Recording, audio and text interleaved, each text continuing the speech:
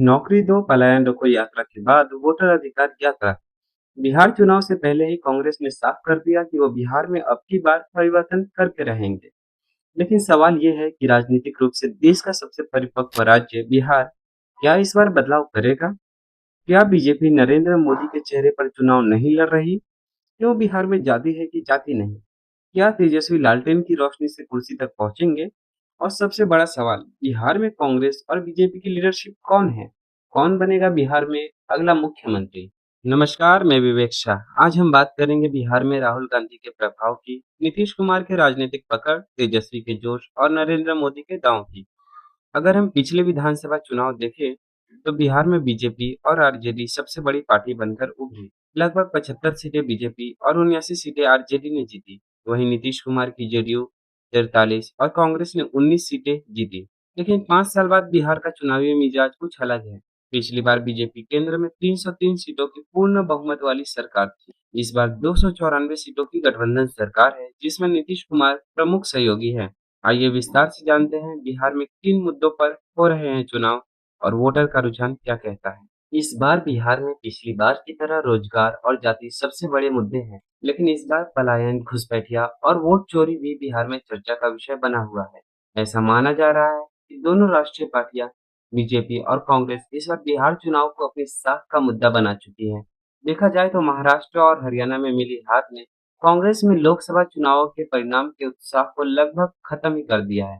लेकिन राहुल गांधी की लगातार बिहार दौरे और वोटर अधिकार यात्रा ने बिहार कांग्रेस कार्यकर्ताओं में जान फूंकने का काम किया है।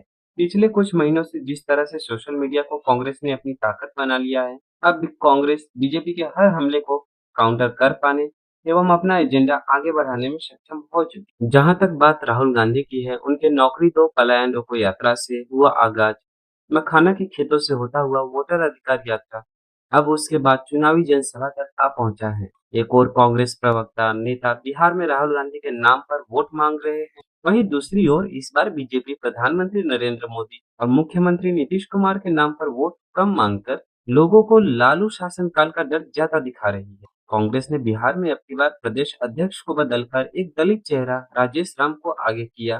कांग्रेस इस बार अपने पारंपरिक वोटरों के साथ साथ दलित मतदाताओं को साधने का प्रयास कर रही है, जिसके तहत हम साफ देख रहे हैं कि हरियाणा में दलित आईपीएस पूरन कुमार की पत्नी से मुलाकात हो या फिर उत्तर प्रदेश के दिवंगत हरिओम वाल्मीकि के परिवार से राहुल गांधी मिल रहे हैं। बिहार में दलित मतदाता लगभग 19 और मुस्लिम लगभग 18% है।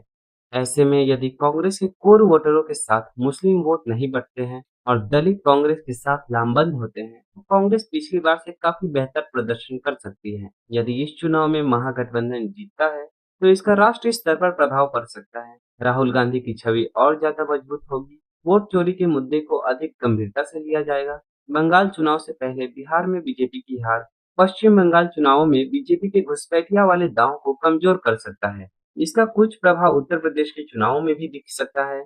लेकिन अगर एनडीए गठबंधन ये चुनाव जीतता है, तो इससे कांग्रेस नेतृत्व पर पुनः प्रश्न चिन्ह उठेगा। बिहार की राजनीति में आरजेडी और कमजोर पड़ सकती है। वहीं चुनाव बाद पहली बार बिहार में बीजेपी का सीएम भी बन सकता है। खैर, इन सभी कयासों पर पूर्ण विराम 14 नवंबर को बिहार की जनता लगाएगी। आप हमें कमेंट कर जरूर बताएं किस नेता के ऊपर आप अगला रैली रिपोर्ट देखना चाहते हैं और क्या कांग्रेस अब बीजेपी को टक्कर देने में सक्षम है। और हमारा वीडियो आपको कैसा लगा? अच्छा लगा तो सब्सक्राइब जरूर करें। धन्यवाद।